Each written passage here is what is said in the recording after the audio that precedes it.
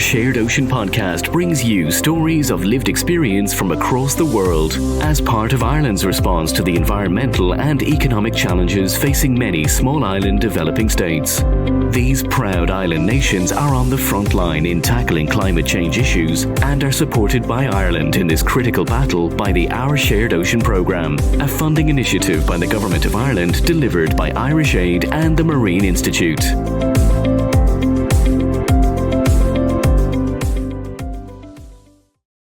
Hi everybody, this is David O'Sullivan, Programme Manager for Our Shared Ocean, which is an initiative by the Government of Ireland to build research partnerships with the small island developing states. These are a group of nations all around the world that have specific environmental issues in common. Some of them relate to climate and climate change, some of them relate to environmental issues, wind and wave pressures on biodiversity. These are all common themes around the world. That's why Our Shared Ocean has been initiated to bridge these gaps as best we can with Irish help.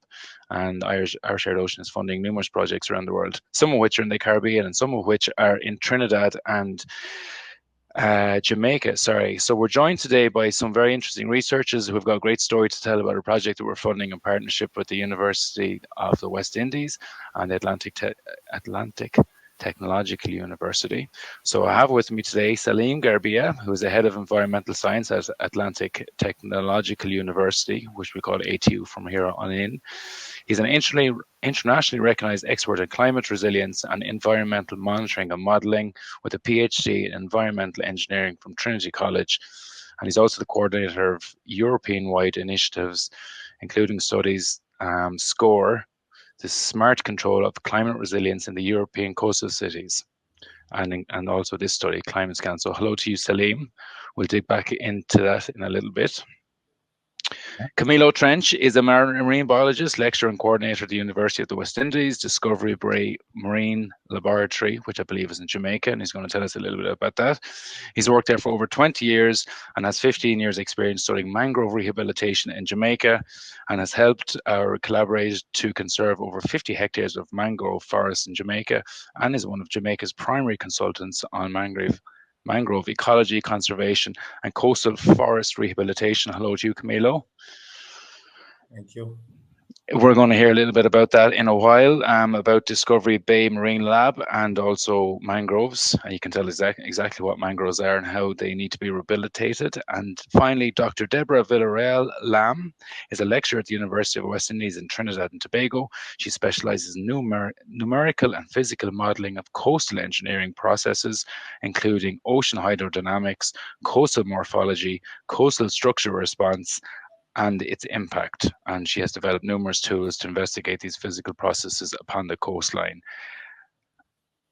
Our current research focuses on the improvement of design of nature-based solutions to promote sustainable approaches to coastal protection and advance the climate resilience goals of the Caribbean region. That is very impressive, guys, from the three. Deborah, I'm going to go straight in to you because I've heard of some of these words before, but I really don't understand what a nature-based solution is to climate change. I'm not putting you on the spot. What do you think about it? That's all right, David. Thanks. Well, nature-based solutions are not a new concept. It's something that we've had over the last 2 decades. You've had different incarnations of it, living shorelines, hybrid engineering. But the focus on nature-based solutions now is actually designing the ecological component of a solution on the coast so that we can achieve more things other than coastal protection. So it's a kind of now broader term that will subsume things like ecosystem-based adaptation strategies, etc. So it's kind of like broadening the terminology so we have a little better grasp on what we're trying to do in terms of coastal solutions on our coastline. So. Well, that's the nature-based solutions part. And why is that important in terms of, maybe where you are now? I understand you're in Trinidad, and Camilo might be in Jamaica, so he might speak to this a little bit after. Is there any specific issues, why we need to be looking at coastal engineering issues in the Caribbean or indeed in Trinidad? So the Caribbean space is really a unique space. I guess every location would say that, but we have this chain of islands that have different diverse peoples, different diverse coastlines, and different ecological aspects on the coastlines. And then on top of that, we have these competing uses. We have the natural hazards like our hurricanes and storms that pass through ever so often.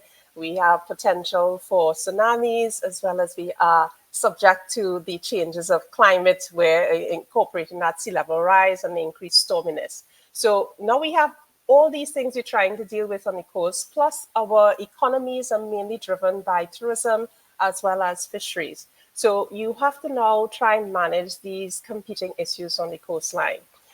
When we're trying to fit in an adequate solution to match all these competing interests, what you find is that we don't have one size or one solution that will work for all. And nature-based solutions gives an opportunity to achieve all the objectives. So we can meet the social aspects, we can meet the structural design issues in terms of mitigation of erosion and flooding. We can also try to achieve some resilience in terms of how we recover from any kind of potential future threats, in terms like sea level rise or increased storminess. So what it allows us to do is try to manage the diversity of the space, so without prescribing a given solutions. What we default to now is what we traditionally have as our hard engineering solutions. We know how to do it. It's usually implemented in a short space of time. So that's kind of aligning to most political will. They want to see something constructed during the time they're in office. But when we harden our coastline, we're not providing the best solution for the coast. So that is why we want to offer an alternative, a viable alternative, so we can achieve all these objectives on our coastlines. Yeah. Thank you, Deborah. Yeah, I can see where you're coming from with that. I guess it fits into like marine spatial planning to some degree, or coastal spatial planning. We have those issues in Ireland, and maybe Salem will speak to those in a little moment. But before we get there, I'm just wondering, so we're speaking a lot about storm surges and storm rises and increased sea level rise, and I wonder, is that impacting the Caribbean? Is that impacting some of the islands? And maybe Camilo, you could speak to that, maybe from your point of view from Jamaica. Like, are these pressing and relevant issues within the Caribbean?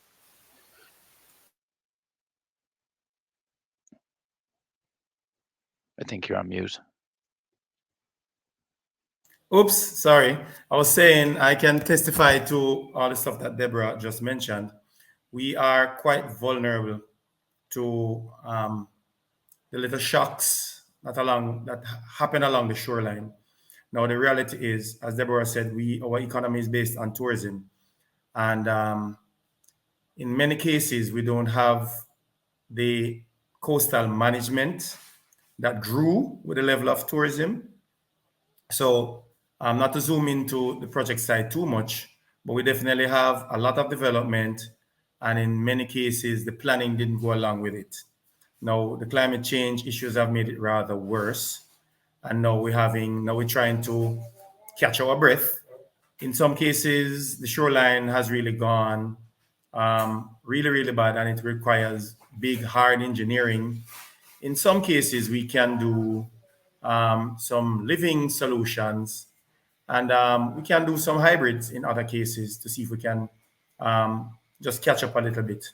But we have beaches that have eroded and virtually disappeared in our lifetimes. Okay. And the fact of the matter is we don't have a large tidal range like some parts of Europe. In some cases, some parts of the Caribbean, our tidal range is only like 18 inches, 2 feet. And then we have this vast amount of erosion, which it's astounding.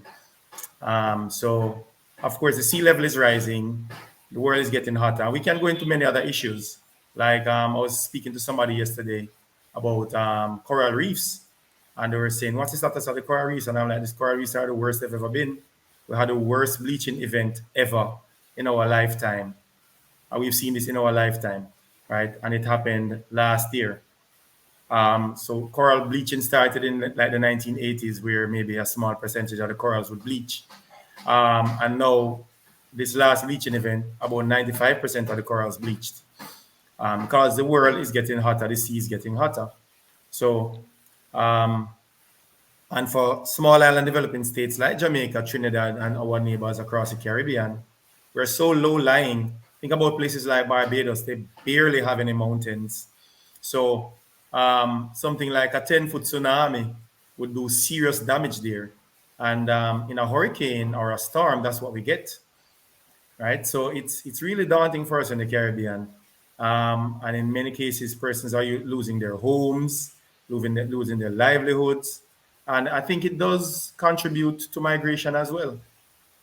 So it's a complicated issue, and one of the realities of this issue is that we in the Caribbean are not the major producers of carbon monoxide, carbon dioxide, etc. And these are the things that exacerbate climate change. So it's very good that we get it's imperative that we have European assistance and American assistance with this, because it's not all our fault, but we are getting the blunt of the issues. Yeah, it certainly seems to be the case. And speaking to people from the small island states, and there's plenty in the Caribbean, as you've mentioned, but also to just flag that we're speaking about island nations in the Indian Ocean, the Atlantic, in the Pacific. There's even though they're globally spread, there's very common themes, threads, and threats and worries amongst all these islanders. One of the reasons that our Shared Ocean program has been initiated really because Ireland is an island nation, and although we might not be living in tropical climes, we have certain affinity for the sea and the relationship with our coastline and the oceans that a lot of islanders share in the world. So it's that kind of hope that we're hoping to leverage within it. I'm going to touch a little bit further along about the coral reefs, because I know they relate to mangroves and being natural coastal defense barriers, and maybe we'll speak to those in the project. I'm going to jump in with Salem, sorry, our pronunciation is imperfect. You're based in Ireland in the ATU, so how did you get involved in all this?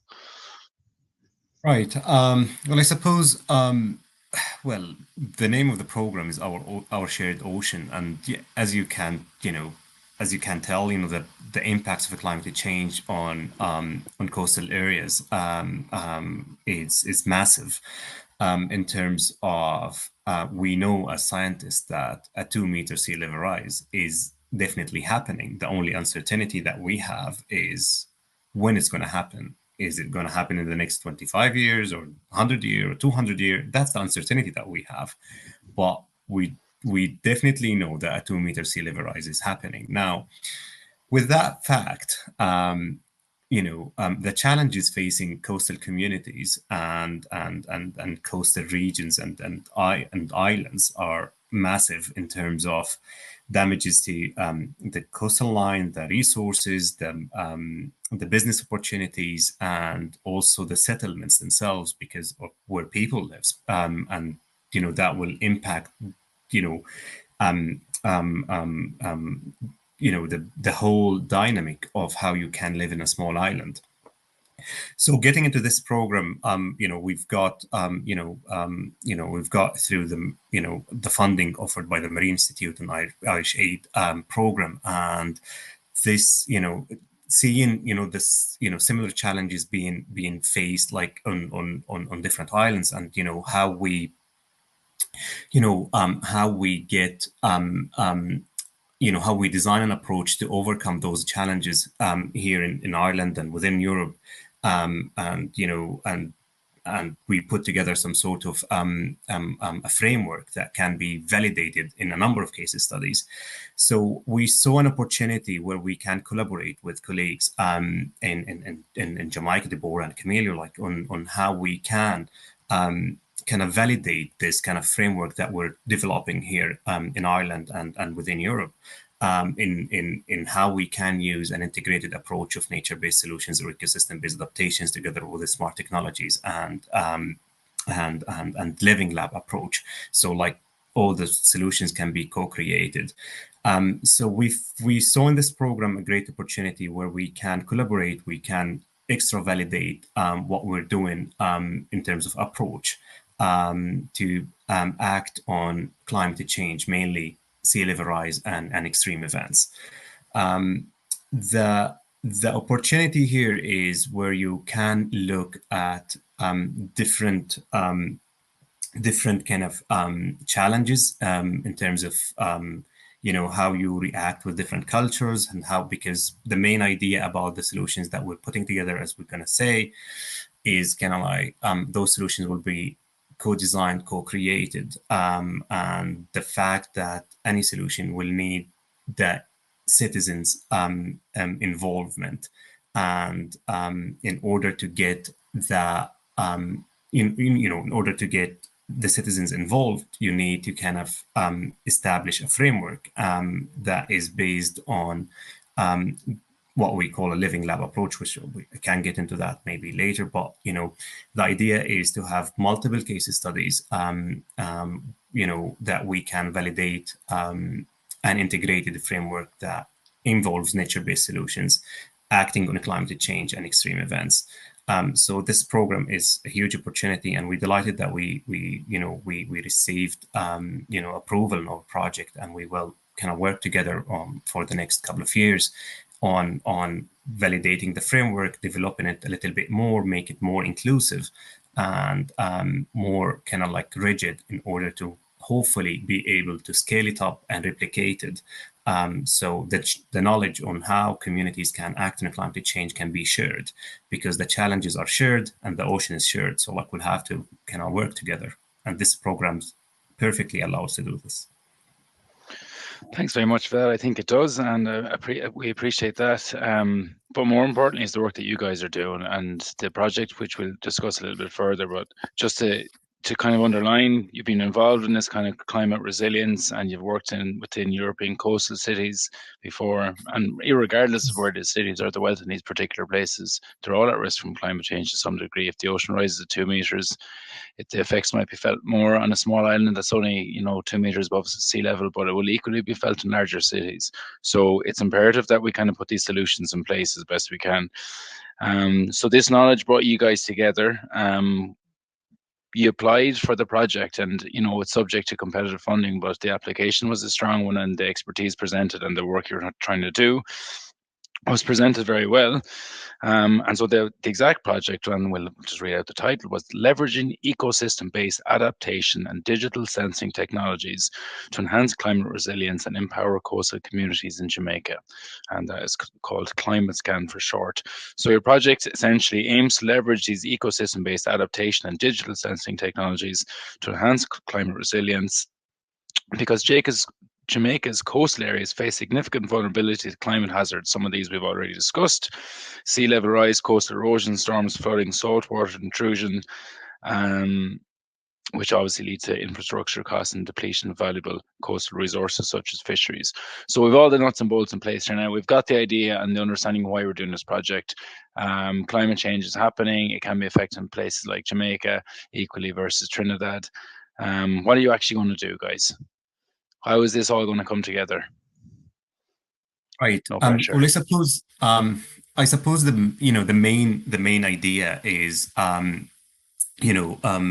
is to work on an integrated approach where we get to use no harm solution to be deployed against climate change, and that's the idea. What do you mean by no harm solution? And the reason I'm asking is I want us to keep away from I want to keep away from kind of explanations and just tell just a nice. Yeah. What does it actually mean? Well, what we mean, like when we say like nature-based solutions or ecosystem-based adaptations, any solution that is motivated by nature and that can cause benefits for economy, society, and environment, and cause no harm to the three of these, then can be defined, if you want, as a nature-based solution somehow, right? Okay. So those kind of like, that's kind of like the base of what we're doing. Now it can be hybrid, so a little bit of engineering and a little bit of green if you want. It can be so like there is a little bit of flexibility around the concept. That's why we say ecosystem-based adaptation. Now within the scientific community, you can go into debates about different aspects, but like that's kind of like the general kind of like understanding of the project idea. Okay. Now, when we say So that's like the solution that we wanted to deploy. Now, what is the solution? It can be different from one area to another. It can be different from one community to another. It based on all the co-benefits that you can get from the nature-based solutions. Some of them, some ecological benefits, some economical benefits, and and maybe some some benefits to the society as well. So what we say is we have the nature-based solution that will need to be designed to face the extreme event that caused by climate change. In order to design this, normally municipalities, governments will design a project, hand it to an engineer. The engineer will provide the design, and then if you're lucky, you'll get a consultation, by the local county council or municipality, and that's it. Now, this is, this approach, it does work sometimes, but most of the times when it comes to climate change and the impacts on societies, more involvement of the society is actually needed. And that's why we say those solutions would need to be, the challenges first needs to be co-defined, the solution need to be co-designed, and then the solution itself needs to be co-created, and then at the same time needs to be co-monitored. So we'll see how it works, and does it need optimization, does it need improvement, and all that kind of stuff. So the only approach that we have at the moment that we're testing in other projects, and we see that is working, is what we call the living lab approach, which is a virtual framework that gets the citizens, stakeholders, policymakers, scientists, and researchers together to co-define, co-design, co-create, and co-monitor the solutions. So we have the component of the ecosystem-based adaptation. We have the living lab that will co-define and co-design everything. And then in order to co-monitor, we need to have tools. Now the tools to co-monitor, and a whole system, coastal zone that we're deploying the project on, it needs to be linked to real-time data sources. And those real-time data sources, David, they can be very expensive in order to get real-time data, to monitor your ecosystem-based adaptation. It can be very expensive because, those high-end sensing technologies are, quite expensive technologies. They would need special maintenance. They would need, very, trained people to actually deploy them. So the idea of the project is to work on what we call low-cost DIY citizen kits in order to monitor the ecosystem-based adaptations. So what you can do is you get the citizens to put the hat of a scientist and work with us in order to monitor the ecosystem-based adaptation that got co-designed by them. So the living lab is, if you look at it as a journey, you have define, design, create, and monitor. It's a cycle, and it's an iterative cycle. And the citizens and all the stakeholders, they work with us in every single step. And the feedback from each process to the next one is always two-way, and it goes in iteration. So you get to optimize the solution as much as you can based on real-time data that is co-collected by the citizens and the stakeholders and being given to the scientist. The scientist will work on the data, run the models, and see what if scenario. Now, if we're able to test what if scenarios based on the data and the models that we developed, then we can give more solid policy recommendations to the policymakers. And that's what we're looking at, to tell them what to deploy and what not to deploy, what to do and what not to do. And that's kind of like the whole, idea of this project, is to validate this framework and make sure that is actually working, and put together some sort of a cookbook of how you can use it, and hopefully later on it can be scaled up and replicated. So hopefully I can explain it like in an easy way. I didn't get carried on. So that's very good. Thank you very much, Salem. Yeah, we have a very good understanding of how that works. At least I think I do. We're going to involve local communities as much as possible. We're going to source and try out new digital technologies, hopefully cost-effective digital technologies. The citizens will become the scientists. They'll provide data, and then the engineers and the marine biologists like Camilo, yourself and Deborah can work it up and maybe come up with the best fixed workable solutions for this. So we're going to try, or you guys are going to establish a coastal city living lab in the Falmouth area, and that is Falmouth in Jamaica. So if you don't mind, Camilo, I'll go back to you just to give us a little bit of a background to Falmouth, maybe the Discovery Bay Marine Lab, where that might be based, and just a little bit more about the study area and the specific aspects of the study area. We'll go back to you then as well, Deborah. Obviously, sorry for keeping you waiting there. Okay. All right. Thanks again, David. So the Discovery Bay Marine Lab, where I'm based, it's about 30 minutes from Falmouth. It's a research facility, has been there since 1965. And our main mandate is to satisfy marine scientific knowledge in Jamaica, because we do have visitors who come for different reasons, for research output. We have a facility where we can house them, feed them, provide their boats and other support. Now, I have been working at the Discovery Bay Marine Lab for over, well, about, now that I think about it, since about 2010. That's like 14 years now. Prior to that, I worked at the Royal Marine Laboratory in Kingston.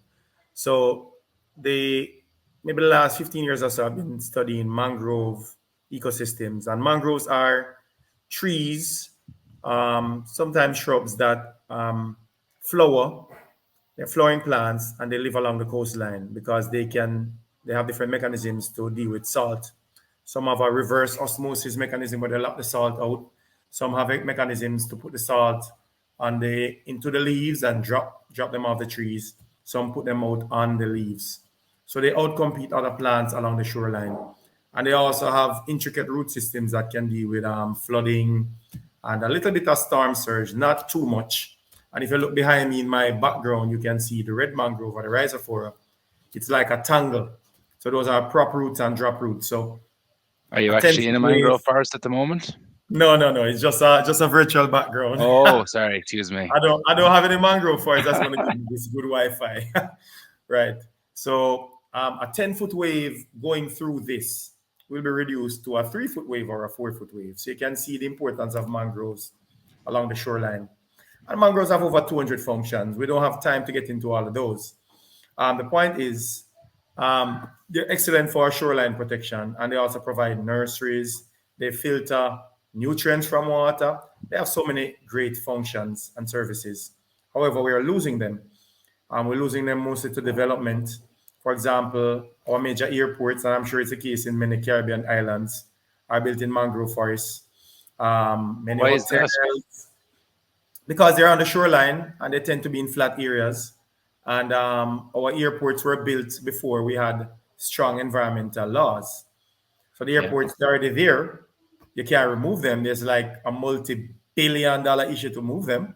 And they're convenient because most of our Caribbean cities and towns are coastal. That's how we started, based on ships. And we haven't really deviated. And in some cases, we don't have the space. So it's like we're coastal economies, coastal countries, pretty much. Okay.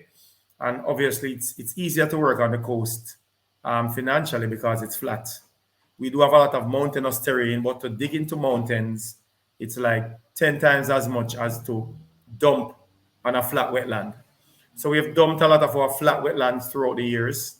It has slowed down because I'm sure, like many other Caribbean countries, we have more strict environmental laws over the last 20, 30 years. Okay.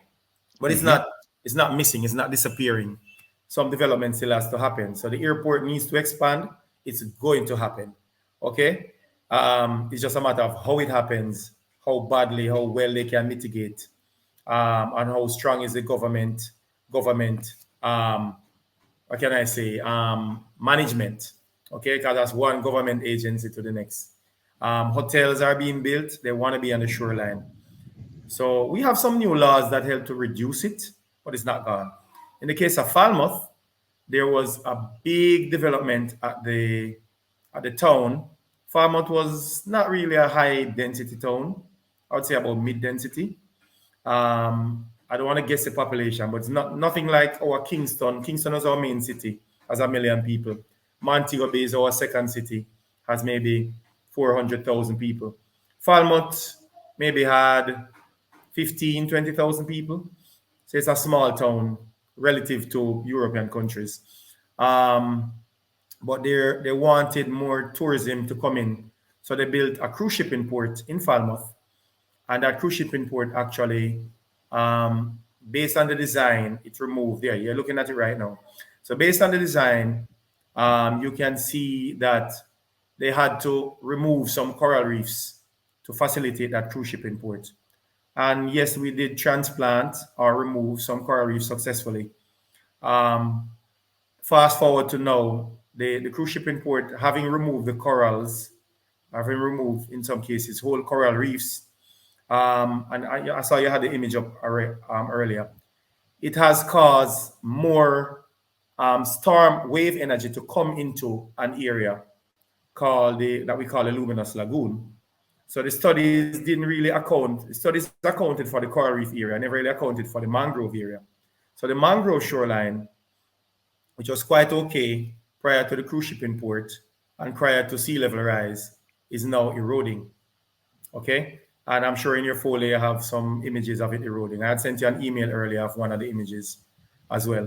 So it's now eroding, and coincidentally, that area is close to an area that we call the Luminous Lagoon. I think it's one of 5 sites in the world that have these tiny plankton that glow when they're touched. Okay, so this is the area they call the Luminous Lagoon, and it's magnificent. It's one of these places to visit in the world. And coincidentally, these dinoflagellates, they are there. They've been there forever, and now it's a tourist attraction. And it's so funny that that tourism attraction is in a mangrove area. It's very silty, very muddy. A river comes out called the Martha Brae River, and these organisms are living there. So they're okay, but now development has increased along that shoreline. The shoreline is eroding because of the cruise ship port had taken away some of the coral reefs. And because of the tourism attraction, more persons want a piece of that pie. So since like the 1990s, the number of boat operators offering that tour has like tripled. Okay? And the number of houses there, because they have a whole community that their economy is based on this luminous lagoon, has tripled as well. And these lands were actually owned by the Port Authority. Unfortunately for us in Jamaica, our wetlands have not been well managed.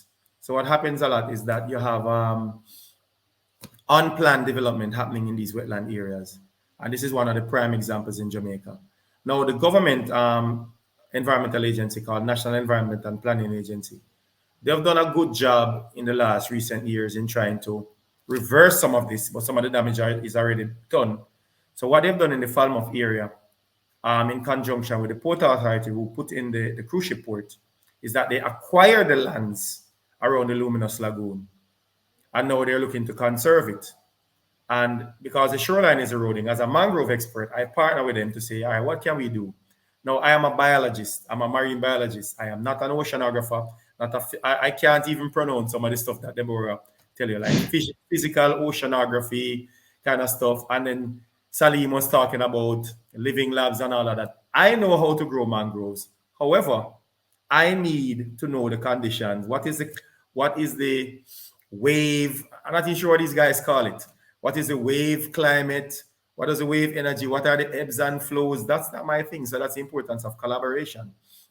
So eventually, we're going to establish this living lab, and it's going to help to inform what's happening there. But I will come in at the tail end of it to hopefully have the shoreline repopulated with mangroves when we get the answers from these the monitoring devices and all of that.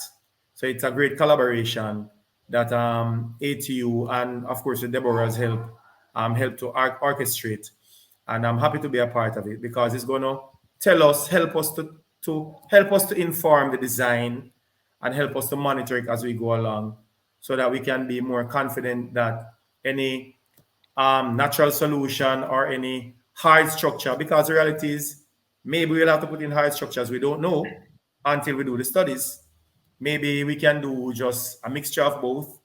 I'm not so sure based on how far gone the problem is if we will be able to get away with 100% natural. I strongly doubt it. But the point is the living lab will help to inform this decision. It won't be me as a marine biologist, which one common mistake a lot of mangrove practitioners do. They try to plant mangroves. Just plant mangroves, plant mangroves. They take them from a nursery and they plant them.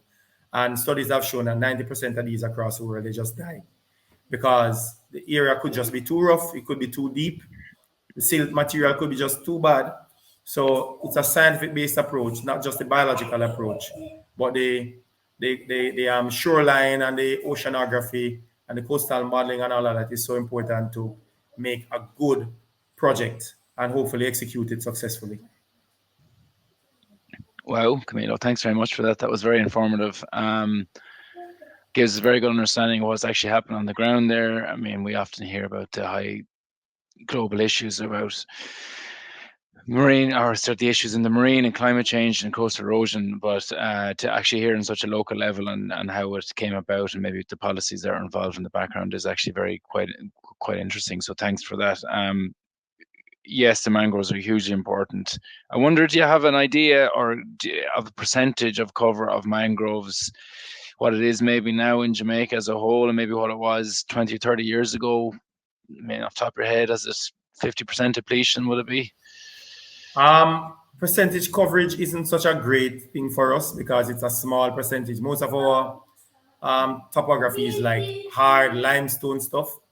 I can tell you in acreage though, currently we have about not just mangroves but other wetlands with trees. We call them forested wetlands. We have about 15,000 hectares, and we've lost about 1,000 hectares in the last 10, 15 years. So what the numbers were in the 80s, I cannot go that far back. But yeah, I'm pretty sure we've lost, I've seen figures to say that we have lost maybe about 40% of our mangroves since like the 60s. And I wonder then, Deborah, would that be kind of reflective, do you think, of many other islands in the Caribbean, on the assumption that, you know, without getting into exact numbers being equitable, but, you know, I suppose maybe 30 or 40% of coastlines would have been covered in mangroves on all the Caribbean islands at one point. So, are you seeing that in Trinidad or? Well, I wouldn't know the numbers at all offhand because that is not my area. So I know Camilo was talking about not knowing about what we do, but when I used to go on the coast, everything used to just be green plants, and that was my classification. But since a couple of years ago, I realized I had to get a little bit more involved. So yes, we've seen that we've had losses of our mangroves and coral reefs similarly across most of the Caribbean. That's something similar. I remember visiting Belize a couple of years ago, I think it was in 2019. And at that time, even though they still had laws in place, they were still filling in mangrove areas for development. So it's a balance because, as Camilo explained, we have developmental issues. We have to meet targets to meet the economic demands of the society. And usually they need the realty, which is at the coast, which is where it's prime realty we have there. And they just use the space without the concern that, you know, what's the long-term consequences of doing this particular action. But then coming back to what Salem was saying, we don't have enough data to say, don't do this, don't do that. So we have pockets of data that would have been collected. We don't have those data sets adequately or comprehensively stored so that we can interrogate it and say, yes, these are the trends and patterns we're picking up. So that is one big limitation for us across the region. And without that data, you don't really have the impetus to say, well, we have this course of action, will produce this result, so don't do this or go with this approach. So that is a critical part of what I want to see happen with this project, especially those low-cost data collection methods. We've tried various ways of getting data throughout the region. So we'll get these small pockets of data, we augment it with maybe modeled or other freely available data sources. But that has been a significant issue for us. But we do see the same trends across the entire Caribbean region, loss of that ecosystems that can have other benefits other than just coastal protection. My goodness. So what are some of the hard engineering things that you might be looking at? So we've heard from Salem and the coastal cities, the living labs, how that might work, how you can maybe take it from one city and replicate it potentially here in the Caribbean. We've heard from Camilo about the mangroves, the specific study site, how that's probably, you know, local but reflected regionally as well. What are the engineering? What do we need to know about the hydrodynamics and the way transportation, the physical processes along this specific part of the coastline? What's your understanding of that and how this is going to affect this project or work within this project? Well, I'm waiting to see, once we start the project, to get a little bit of more information. So as I was explaining to Camilo, some of the things that I'd like to capture, you know, the wave conditions. We want to check what the offshore and nearshore conditions are. We would try to collect that for at least some small period of time. We want to get an idea of the changes within the shoreline. So I'm hoping that we could set up a low-cost video camera system to collect some data and analyze the data to see any changes taking place over a continuous timeline. So we may, as Camilo mentioned before, the water level, the tides are not significant in much of the Caribbean, just a couple of centimeters in Trinidad because we are just off the continental shelf. We have one of the larger tidal ranges, but we want to pick up any other types of water level oscillations associated with storm surges. So I still would like to hope if we could get or utilize some kind of water level data so that as the storms traverse the region, we can see if we have any issues associated with storm surges. And a storm doesn't have to hit to have significant damage. So sometimes we see a storm just pass proximally and you have significant erosion taking place on the shoreline. We have significant changes in the water level. So those are some of the data you want to capture. That would feed into the kind of design that will be suitable. Because sometimes you will find that you may find it strange, but you find some persons actually prefer a hard solution if their property or if the assets there are at risk to them. So I find that very hard sometimes when I sit in these stakeholder consultations. You would find there are those who say, no, we got to preserve, we got to conserve the natural state. And then there are those who say, no, my property is on the front line. We want something hard to protect us. So it's balancing that. And and sometimes that is a solution, but hopefully what we can do with the data is show that that could be a solution in the short term. Maybe 5-10 years, we can then come and demobilize that particular solution at a site while our natural system builds up and grows and matures. And then hopefully that can take over the work of the hard solution. And that is the concept of the nature base. So it doesn't mean that you exclude something hard there. Then hard solutions would mean things that you see that are intrusive to the environment. So like you might see a seawall, you know, a concrete structure. We tend to use rock revetments throughout the region. So those are like they're placed on the shoreline and have these nice rocks massive rocks. I've seen those, Camilo, there at the airport. They're huge rocks that are trying to rain the shoreline to protect the airport, which incidentally was built there, and now it has a significant economic value to the country as a whole. So it's not easy to say, let's do away with it. And that has been the situation in the Caribbean. Most of our cities, they lie in the coast. A lot of our assets are in the coast. So then you can now come and say, well, just let the sea take it, or just let nature, manage the retreat process. But, we don't have those options. So sometimes a hard solution will work, but hopefully we can now find a way to get nature a little bit more integrated and stop the damage we're doing to the coast that we're doing now. I think it's reflective of a lot of islands, really, and including Ireland. I have to say, the competition for space in and around the coastline, and there's obviously financial numbers to indicate how much money is relevant to specific areas of the coastline. I know it's quite high in Ireland, and it can be, that's significant, or helping to generate a significant part of your income, or the island's income, vis-a-vis tourism and the airport allowing tourism in and out. It's a very hard one to balance, and that's a kind of a conversation a lot of islands and indeed countries are having with marine spatial plans at the moment. The need to develop what they need to do sustainably, and marine protected areas and fishing rights, and I mean that's a little bit further off the coast obviously than this particular area, but it just fits into the same picture how important it is to get everybody on the same page. And I think stakeholder management is crucial, and I don't know if anyone wants to jump into this. Government levels and hotel owners, they might all indeed like the nature-based solution, but when it comes to their property, they want something that's actually going to keep it in place. And then it's the coastal communities themselves. Very important to ensure that all communities are part of the process from the very start. Does anyone want to jump in on that, or? Yeah, I suppose I can come in here, like David. Like it's very essential. You need, like Living Lab. There's a concept behind it, is what we call coordinable helix, where you get citizens, policymakers, universities, and your local governmental bodies, like all coming together to co-define the challenge and co-design the solution.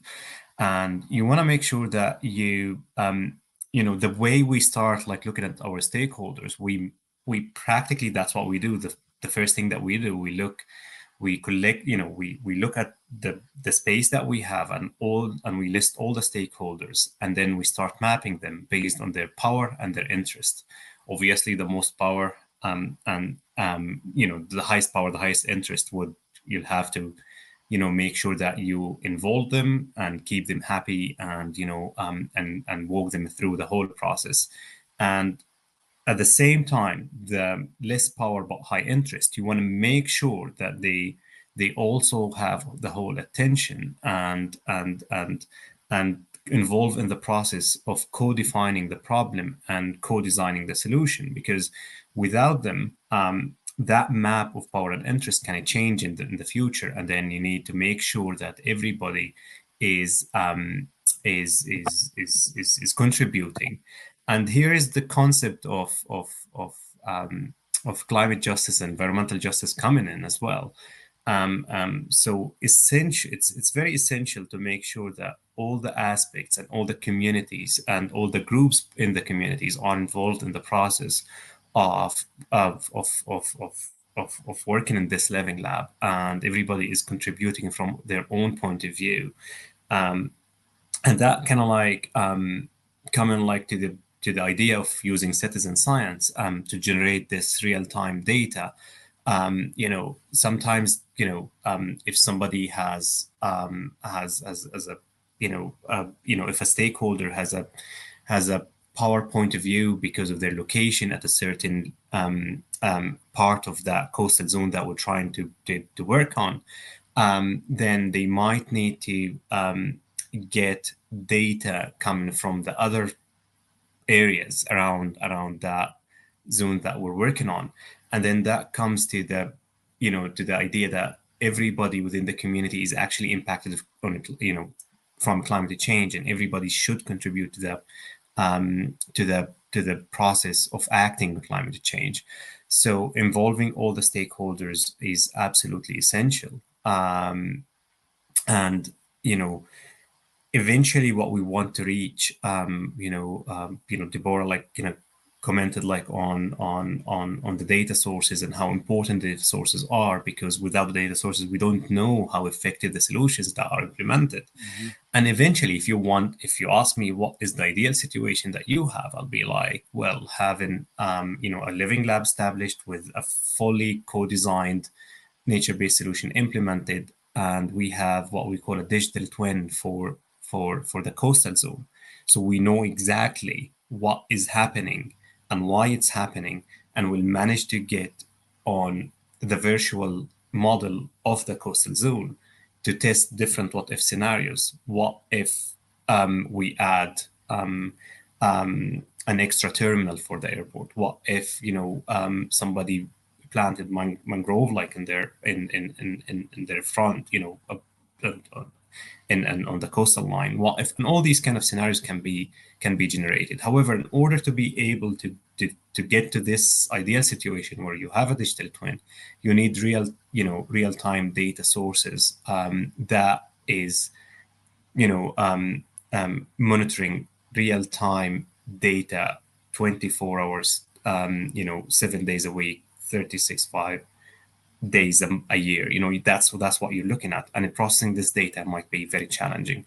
That's what we're trying, just to link what we're trying to do here in Ireland and what we are we're planning to do in Jamaica. That's what we're doing here. Like Sligo, for example, we established a living lab. We're building a digital twin for three locations. We have a full storm surge model for the coastal line, and we're building also a full model for the coastal erosion, and those are linked together, linked to a global climate model that hopefully will help us kind of like testing different what if scenarios. So that's kind of like the ultimate goal. But in order to kind of like get somewhere there, we'll have to start by getting the community together to with all the stakeholders to co-define the challenges. There are a number of challenges that we might not be aware of at the start, at the designing phase of this project. We know like we have limited budget, we have limited time, and the proposal is written and got accepted. But there is, because we're working on a co-design, co-define, there are a number of things that we're, if you wanted to engage with the stakeholders, there are a number of things that probably going to come up as we work with the communities, and a number of challenges might arise, and we'll have to kind of like integrate those challenges because they're real need of a community. And that's how this kind of co-creation approach captures a lot of unknown aspects about a certain location in order to improve a coastal zone management. So yeah, without the stakeholders, nothing can be done within the framework of this project. Thanks very much. Can you just remind me the length of this project is 36 months? No, this project will be 2 years. We'll have 2-year project. So it's a lot of work to be done within 2 years. So we'll hopefully hit the ground running and start working on establishing the living lab, and then hopefully start engaging with the stakeholders and define this certain different aspects of the projects and look at the technologies. So a lot of work, but I see there is a lot of opportunities where we can also carry on the work after the 2 years. We're all driven by passion here, so I can say it's going to be a lot of follow-ups. Well, I'm looking forward to hearing more about this project as it develops. I have to say, it's very interesting. It was a very good overview. The three of you guys have presented a very good overview of the project and how it reflects to you all individually, really, and the different aspects of research that you're all bringing to it. So it is a really strong multidisciplinary project. And maybe next year, the year after, we might jump in again and see how you have how you've gotten on and the learnings from it. Does anybody want to wrap up and say, Camilo, would you like to say goodbye to us? Wrap up your thoughts. I have a very loud tractor trailer passing my yard, so hold on one sec. Deborah, while that tractor trailer is passing Camilo's house, which we did not expect, do you want to just wrap up your involvement and what your hopes and dreams are for the project? So I am really looking forward to this collaboration in particular, as one of the things you would have heard me mention, accessing the data. I would love to see how the stakeholder engagement, that sort of collaboration works. I've always found those exciting, with the different Caribbean people are very passionate about what they want. So we can get some very lively discourse at those meetings. So I'm looking forward to that. And then trying to see if we can maneuver that whole process and come out with a solution. So I'm hopeful that we can find a way to manage all the competing interests on the coast and then sensitize persons involved that this is, you don't always get all that you want, but there must be some compromise where everybody gets something that benefits. So I'm looking forward to that process. Thank you, Deborah. David, I just kind of want to come in here. Like, sorry, I said 2 years. It's 3 years. You're right. You're absolutely right. I just got mixed it up with another project that I recently got, so it's getting busy. It's getting That's busy. fine. No problem. 3 years indeed. Camilo? Yes, I am a student of the earth. A lot of the skills I've garnered in mangrove restoration and conservation, I've done them through collaborations and traveling and learning from other scientists. So this project is no different. It's a little bit more exciting because I get to incorporate the hydrodynamics and the oceanography and all of that. So I'm willing to learn. I don't think I'll come out being a modeler of currents and all of that. So guys, don't get your hopes up. Still going to be a biologist, right? But a more informed biologist. And one thing about this project, it will be thoroughly supported by the government agency because they literally have a protected area there. And I think the importance of the shoreline there in that section of Falmouth will be something directly in line with the university's mandate to ensure that we have applied science, not just doing a publication to sit in a journal somewhere. It will be applied to citizens and how it can benefit our wider society. So thank you guys for the collaboration. I look forward to it. And thank you, David, for sharing the story. No, thanks very much, guys. A student of the earth, I think, and the marine environment needs all the students it can get it now at the moment, to be honest with you. So we appreciate your input here, Camilo, Salem, and Deborah. I look forward to hearing about the project. Thank you very much. You've given a great overview. Hopefully the results can be replied regionally, and that's one of the hopes of our shared ocean, is that we can discover something quite locally, for example in Falmouth. But we're bringing these three great minds together, and hopefully then with your stakeholder consultation and further field, that we'll get regional results that can be applied up and down the Caribbean. So we look forward to hearing more. But for now, thank you very much for your time, and we'll chat to you again, guys. Thank you. Yeah. The Our Shared Ocean podcast is a funding initiative by the Government of Ireland through Irish Aid and managed by the Marine Institute. If you enjoyed this episode, you can find more like it. Subscribe, rate, and review on YouTube or your favorite podcast platform. Are you a marine scientist or student based in a small island developing state? Would you like to tell us about your research? Visit www.oursharedocean.ie and we'll see you in the next episode.